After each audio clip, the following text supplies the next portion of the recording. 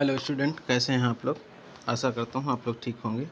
आज हम कक्षा 12 के काव्य खंड का पहला चैप्टर लेते हैं, जो कि है बहुत ही ज़्यादा इम्पोर्टेंट है। इसके व्याख्या के साथ साथ इसमें जो भारतेंदु जी हैं, ये इनके जीवन परिचय भी बहुत ही ज़्यादा महत्वपूर्ण है आपके लिए। इसका एक संक्षिप्त परिचय पहले देखिए। 9 सितंबर 1850, 9 सितंबर 1850 को कब जन्म होता है? 9 सितंबर 1850 को। कहाँ पे होता है? काशी में, काशी उत्तर प्रदेश में। कहाँ पे? काशी उत्तर प्रदेश में। पिता गोपाल चंद्र गिरधर दास, माता पार्वती देवी, पत्नी मन्ना देवी। भारतेंदु युग के प्रवर्तक माने जाते हैं। शिक्षा स्वाध्याय द्वारा विभिन्न भाषाओं का ज्ञान अर्जन किया। संपादन कवि वचन सुधा का, हरिश्चंद्र पत्रिका का और हरिश्चंद्र चंद्रिका का। लेखन विधा कविता भी है, नाटक, एकांकी, निबंध, उपन्यास, पत्रकारिता के ये लिखने में बहुत ही ज़्यादा धनी व्यक्ति थे। भाषा इनकी ब्रज है और खड़ी बोली। शैली मुक्तक है। प्रमुख काव्य रचनाएं प्रेम माधुरी, प्रेम तरंग, प्रेम प्रलाप, प्रेम सरोवर, कृष्ण चरित्र। ये काव्य की रचनाएं हैं, ध्यान रखिएगा। प्रेम माधुरी, प्रेम माधुरी और प्रेम तरंग, प्रेम प्रेम से मिलता जुलता है, तो ये भी ध्यान रखिएगा। और इनकी मृत्यु कब होती है?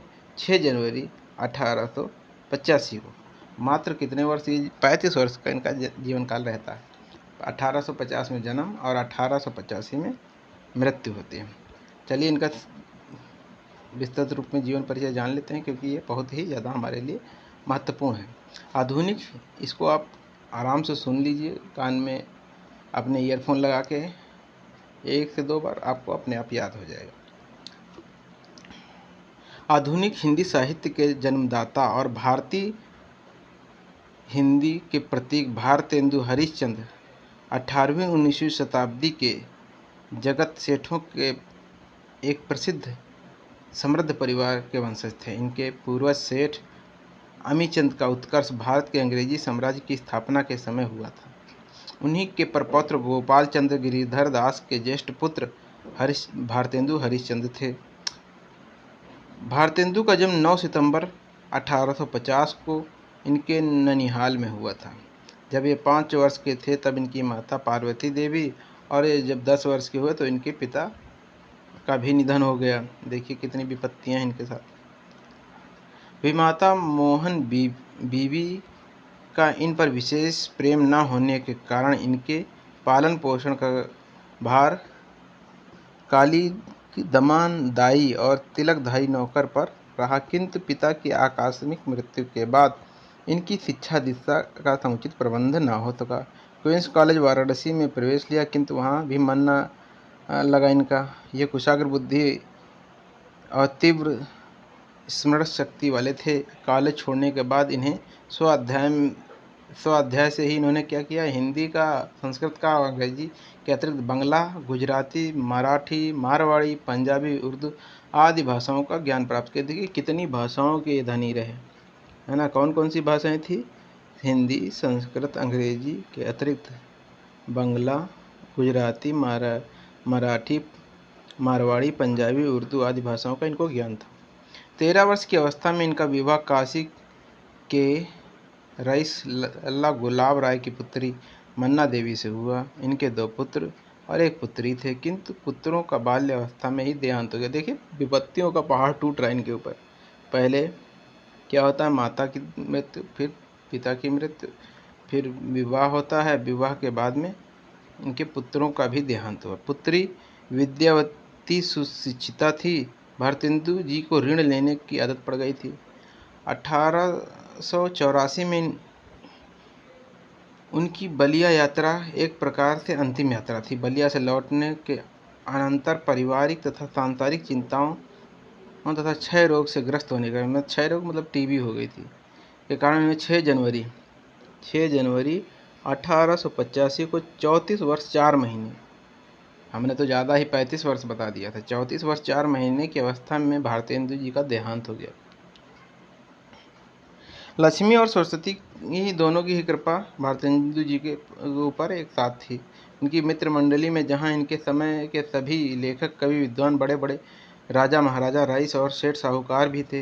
ये लड़कपन से ही परम उदार थे। इन्होंने हिंदी के प्रति अगाध और अटूट प्रेम था। इन्होंने अपनी विपुल धनराशि को राजसी ठाट-बाट, दान, परोपकार, संस्थाओं को मुक्त हस्त से चंदा, हिंदी साहित्यकारों की सहायता आदि पर व्यय कर दिया। इनकी मंडली में पंडित बद्री नारायण चौधरी प्रेमघन, पंडित बाल कृष्ण भट्ट, पंडित प्रताप नारायण मिश्र आदि विद्वान शामिल थे। भारतेंदु हरिश्चंद्र अनेक भाषाओं की कविता करते रहे, परंतु ब्रज भाषा पर इनका असाधारण एकाधिकार था। मान के चलिए यह असाधारण अधिकार था। इनमें श्रृंगार रचना करने में ये सिद्धहस्त थे। केवल प्रेम को लेकर ही इनकी रचनाओं के 7 संग्रह प्रकाशित हुए, जिनका नाम है प्रेम फुलवारी पहला, प्रेम प्रलाप दूसरा, प्रेमाश्रु वर्णन, प्रेम माधुरी, प्रेम मल्लिका, प्रेम तरंग, प्रेम सरोवर। यह तमस्या पूर्ति का युग था, जिसके अभ्यास ने इन्हें आशु कवि बना दिया। आशु कवि मतलब जो तत्काल कविता कर देता है, किसी भी मुद्दे पर, किसी भी स्थिति पर, किसी भी समसामयिक स्थिति पर जो कविता कर देता है उसे आशु कवि कहा जाता है। हरिश्चंद्र जी की अंतिम हरिश्चंद्र जी को जो है यात्राओं का भी शौक था, और यह यात्रा के दौरान जो इनकी यात्रा होती है कौन सी, बलियावली, उन्हीं के समय पर इनका मृत्यु हो जाती है। देश के प्रसिद्ध विद्वानों ने इन्हें भारतेंदु की उपाधि दी। भारतेंदु वास्तव में भारतेंदु ही थे। इनकी कीर्ति कुमुदी इनके जीवन काल में ही चतुर्दिक फैल चुकी थी, चारों तरफ फैल चुकी थी। इन्होंने हिंदी को तत्कालीन विद्यालय में पाठ्यक्रम के स्थान दिलाने का प्रयत्न किया। स्वयं लिख कर तथा अपने मित्रों और आश्रितों से अनुरोध पूर्वक लिखवा कर हिंदी साहित्य का भंडार भरा। इन्होंने अनेक नाटक लिखे, जिनका सफल अभिनय किया गया। भारतेंदु जी का जिस समय आविर्भाव हुआ, उस समय देश की मध्ययुगीन पौराणिक जीवन में लिप्त और पतित था। नवीन ऐतिहासिक कारणों से, विशेषतः नवीन शिक्षा और वैज्ञानिक आविष्कारों के फलस्वरूप हिंदी प्रदेश में नवयुग की अवतारणा हुई और लेखकों के विचार स्वतंत्र का जन्म हुआ। ये नवयुग के अग्रदूत और हिंदी साहित्य के आधुनिकता के जन्मदाता थे। इनकी रचनाएं देश प्रेम से ओतप्रोत हैं। भारतवासियों की परस्पर फूट वैमनस्य और आभारीयता इन्हें बहुत खटकती थी। भारतेंदु जी गद्य का भी सूत्रपात किया। इन्होंने साहित्य क्षेत्र की समस्त पुरानी और नई विधाओं में इनकी रचना करके इनकी साहित्य जगत में को सर्वांग पूर्ण बनाया। इन्होंने 72 छोटे बड़े ग्रंथों का प्रणयन करके हिंदी का प्रचार और प्रसार करते हुए हिंदी जगत में अपने लिए सदा के लिए स्थायी स्थान बना लिया। पंत जी के शब्दों में, पंत जी इनके बारे में कहते हैं प्रशंसा करते हुए, सुमित्रानंदन पंत, भारतेंदु कर गए भारती की वीणा निर्माण किया, अमर स्पर्शों ने जिनका बहुविधि स्वर संधान। देखिए, ये जो आप इसमें कोटेशन दिया गया है ये जरूर लिखिएगा, इससे ही नंबर बनते हैं। ये आप साधारण जीवनी लिखेंगे और इनको लिखेंगे तो ज़्यादा अच्छा रहेगा। सच बात तो यह है कि ये प्रेम जीवी थे और ये संवेदनशील पर दुख कातकर और कोमल हृदय थे। अपने इन्हीं गुणों के कारण जीवन भर आर्थिक संकटों का इनको आर्थिक संकट झेलने पड़े। लोग इन्हें अजात शत्रु कहते थे। इनका साहित्य अनुराग देश विदेशों में प्रसिद्ध था। प्रसिद्ध था तो आगे देखते हैं क्या है। पहला इनका आता है प्रेम माधुरी। देखिए, ये इम्पॉर्टेंट है और ये हम आज पढ़ेंगे। मार्ग प्रेम को समझिए, हरिश्चंद्र यथारथ होत यथा है, लाभ कछु न पुकारन के बदनाम ही होने की सारी कथा है। संदर्भ में आप लिखेंगे, प्रस्तुत, वैसे संदर्भ इसमें पूछा नहीं जाता है, यही 1 मिनट, इसका आप अर्थ समझ लीजिए, संदर्भ नहीं पूछा जाता। इसमें आपको ये पता होना चाहिए कि ये किस पाठ का है और किस पाठ का है। तो पाठ आपको पता है प्रेम माधुरी है, और इसके रचयिता कौन है या इसके कवि कौन है, भारतेंदु हरिश्चंद्र जी हैं। ये ध्यान रखिएगा, प्रेम माधुरी भारतेंदु हरिश्चंद्र जी का है। तो इसमें संदर्भ वगैरह नहीं, इसका सिर्फ अर्थ समझ लीजिए। अर्थ समझेंगे तो प्रत्येक हर एक जो पंक्तियों में से कोई भी या किसी भी काव्यांश का जो आएगा, जिसमें से अंडरलाइन जो होंगी उनका अर्थ बताने के लिए, तो आप आसानी से बता सकेंगे। तो एक सखी दूसरी सखी से कहती है, हे सखी, प्रेम के मार्ग को भला कौन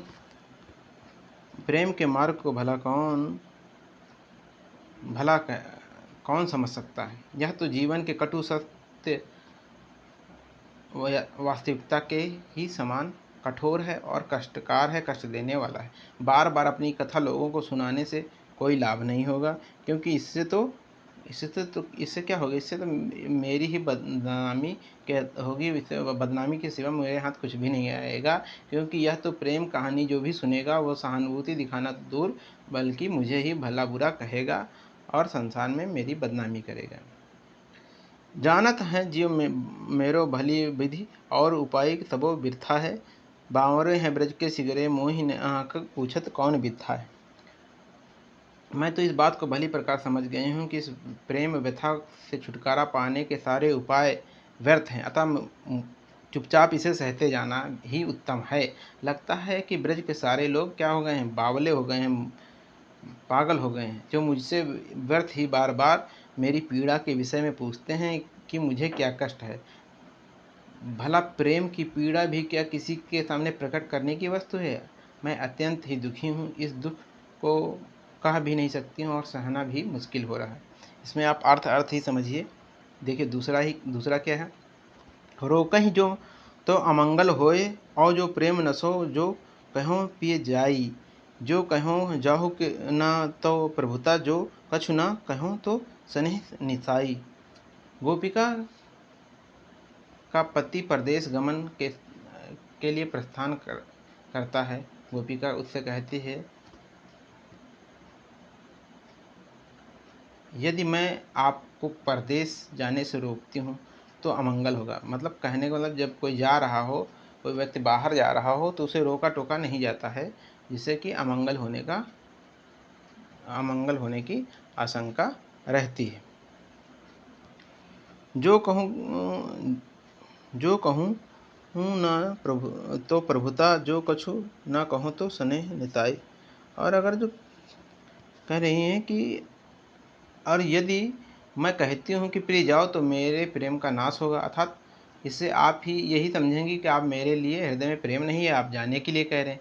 और यदि मैं इस समय कहती हूँ कि प्रीतम मत जाओ, तो यह आप पर प्रभुता मतलब अगर मैं कह रहा हूँ नहीं जाओ, तो ये ऐसा होगा कि मैं आपको हुक्म दे रहा हूँ, आपके ऊपर प्रभुता प्रदर्शित कर रही हूँ, आदेश दे रही हूँ। आप यही समझोगी कि मैं आप पर अपनी प्रभुता का प्रदर्शन कर रही हूँ, मैं अपने को आदेश दे रही हूँ, आपके ऊपर हुक्म जता रही हूँ। यदि मैं कुछ भी ना कहूँ तभी भी मेरे प्रेम का अंत हो जाएगा। जो हरिश्चंद्र कहो तुम्हारे बिन जियो ना, तो क्या क्यों पति आइए, तासो पायन समय तुमरे हमको कहो आपो हमें समझाइए। अर्थात आप समझोगी। और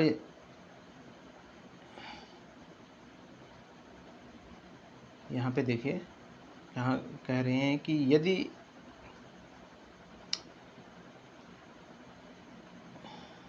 यदि मैं कुछ भी ना कहूँ तो भी मेरे प्रेम का अंत हो जाएगा, क्योंकि आप समझोगे कि मेरे हृदय में आपके लिए कोई भी मोह या प्रेम की भावना नहीं है। हे प्रीतम, यदि मैं आपसे कहूँ कि मैं आपके बिना नहीं जी सकती हूँ, तो आपको इस पर विश्वास कैसे होगा। अतः आप ही समझिए कि आपके इस प्रस्थान के समय मैं आपसे क्या कहूँ। आजो ल्यों जो न मिलो तो कहाँ हम तो तुमरे सब भांति कहावें। मेरे उरहानो है कछु नहीं, सब फल आपनो भाग को पावें। जो हरिश्चंद्र भई अब प्राण चले, चाहे तासों सुनावें। प्यारे जू हैं जग के ही यह रीति विदा, की समय सब कंठ लगावें।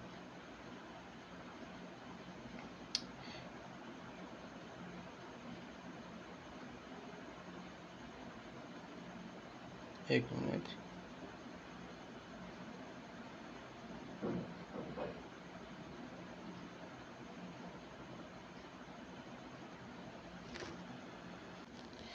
आजो लो जो ना मिलो तो कहाँ हम तो तुम्हारे सब भांति कहाँ में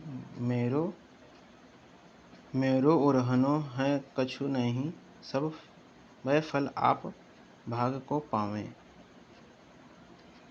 विरह व्याख्या देखिए इसमें, विरह में व्याकुल एक नायिका अपने प्रेमी के प्रति अपनी भावनाएं व्यक्त करते हुए कहती है, आज तक तुम हमसे नहीं मिल पाए तो कोई बात नहीं, हम तो सभी प्रकार से केवल तुम्हारे ही कहलाते हैं। मेरा आपको कोई उल्हाना नहीं है, यानी कि कोई ताना नहीं है, क्योंकि सभी अपने भाग्य का फल पाते हैं। जैसा कि जिसके भाग्य में लिखा है उसे वैसे भोगना ही पड़ता है। अगर मेरे भाग्य में आपसे मिलना लिखा है अगर जो मेरे भाग्य में आपसे मिलना लिखा है तो इसमें कोई आपसे ना मिलना लिखा है, मेरे भाग्य में आपसे ना मिलना लिखा है तो इसमें कोई क्या कर सकता है। जो हरिश्चंद्र कहें तुमरे बिनु नहीं, जो हरिश्चंद्र भई सो भई, जो हरिश्चंद्र भई सब सो भई, अब प्राण चले चाहे तासो सुनावे, प्यारे जू जग के यह रीति विदा हमें सब कंठ लगाएं। कवि हरिश्चंद्र कहते हैं, जो कुछ होना था वह हो चुका, इसलिए बीती बातों को याद करके दुखी होने से कोई फायदा नहीं। अब मेरे प्राण इस तन से निकलने वाले हैं, अर्थात मेरा अंतिम समय निकट आ गया है। अतः मैं आपको सुनाते हुए कह रही हूँ कि संसार की यह नियम है, यह रीति है कि अंतिम विदाई के समय सभी अपनों को गले लगाते हैं। आप भी जीवन भर हमसे नहीं मिले तो ना सही, परंतु जब मैं सदैव के लिए आपसे दूर जा रही हूँ तो आप आकर मुझसे अपने गले लगा लीजिए। ये इसकी व्याख्या हो गई। अब हमारा एक आखिरी बचता है, ये भी हम देख लेते हैं।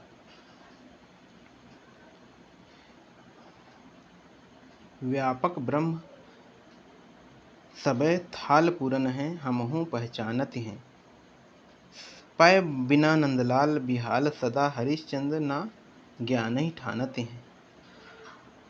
गोपियाँ उद्धव से कहते हैं, उन्हें भी यह अच्छी तरह मालूम है, अर्थात श्री कृष्ण को भी अच्छी तरह मालूम है कि ब्रह्म संपूर्ण विश्व के कण कण में व्याप्त है, किंतु नंदलाल श्री कृष्ण के बिना कुछ भी अच्छा नहीं लगता है। किंतु उन्हें, जो गोपियाँ हैं, वो खुद को कह रही हैं कि उन्हें नंदलाल श्री कृष्ण के बिना कुछ भी अच्छा नहीं लगता है।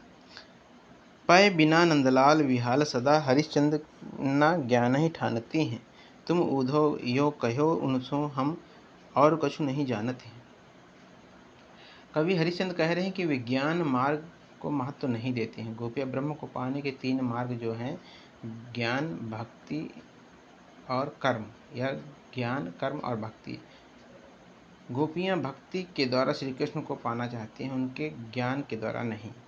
इसलिए उद्धव से कहते हैं, वे कृष्ण से यह कह दें कि वे उनकी भक्ति करने के अतिरिक्त उनको पाने का कोई अन्य मार्ग नहीं जानती और ना ही जानना चाहती हैं।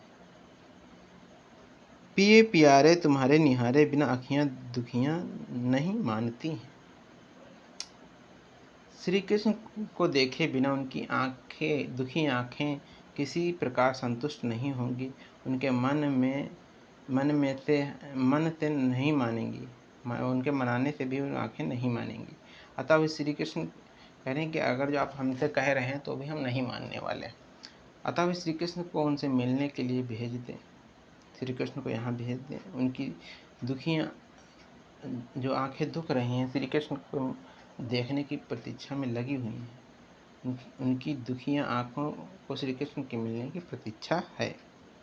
ये आपका पूर्ण होता है, ये अर्थ इसका आप समझ लिए हैं। अब इससे जो संबंधित प्रश्न है, संबंधित प्रश्न देखिए, जो रेखांकित प्रश्न होते हैं तो उसको आप आसानी से कर सकते हैं। जैसे प्रस्तुत पद्यांश के शीर्षक, जैसे ये इसमें है, प्रस्तुत पद्यांश शीर्षक और रचनाकार। शीर्षक में आप प्रेम माधुरी लिखेंगे और रचनाकार भारतेंदु हरिश्चंद्र हैं।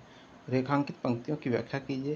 प्यारे जू जग की रीति विदा करे समी कंठ लगा। कहते हैं इस जग, इसमें क्या करेंगे, इस जग की, प्यारे इस जग की रीति है, अपने प्रेमी से प्रेमिका कहे, प्यारे इस जग की रीति है कि ये विदा होने के समय सभी कंठ लगाते हैं। वो कहते हैं कि मेरे प्राण निकलने वाले हैं, और मैं कुछ समय बाद इस संसार में नहीं रहूँगी, तो जग की ये रीति है कि सभी लोग मरने वाले को अपने गले लगाते हैं। तो आप जीते जी ना सही, लेकिन मेरे मरने पर मुझे अपने एक बार गले अवश्य लगाइएगा, है ना। फिर पद्यांश में नायिका की किस दशा का चित्रण किया गया? इसमें नायिका की विरह दशा का वर्णन किया गया है, अलग होने की दशा का वर्णन किया। प्रस्तुत पद्यांश में कौन सा अलंकार है?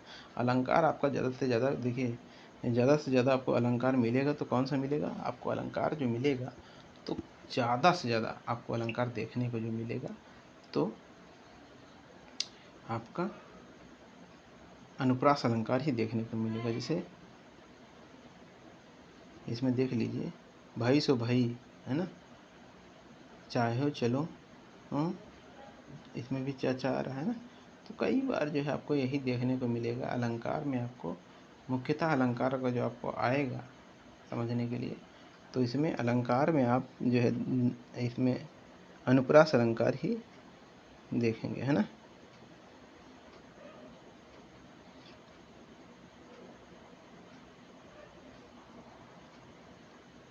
अनुप्रास है, रूपक भी हो सकता है। फिर प्रस्तुत पद्यांश में कौन सा छंद है? तो छंद में आप लिखेंगे, छंद में सवैया छंद है ना, सवैया है, छंद सवैया है, इसको ध्यान रखिएगा। तो और ये आप समझ गए हैं तो इसको अपनी तरफ से लगाने का प्रयास करिएगा, है ना। तो देखिएगा आपको आया हो, और इसको वीडियो को लाइक, सब्सक्राइब और शेयर करिए। एक दो बार देख लेंगे तो आपका यह समझ में आ जाएगा अच्छे से, और इसके सारे प्रश्न आप आसानी से कर सकते हैं। और इनकी ये बहुत ही इम्पोर्टेंट है आपके लिए। देखिए इसकी व्याख्या, जो रेखांकित व्याख्या आती है और उससे संबंधित जो प्रश्न आते हैं, और इनकी जीवनी, ये इन दोनों इस वीडियो में कंप्लीट कर दिया गया है। आप इसको एक दो बार देख लीजिए, और आशा करता हूँ कि वीडियो आपको पसंद आएगा। चैनल को लाइक, सब्सक्राइब और शेयर करिए। Okay, bye bye.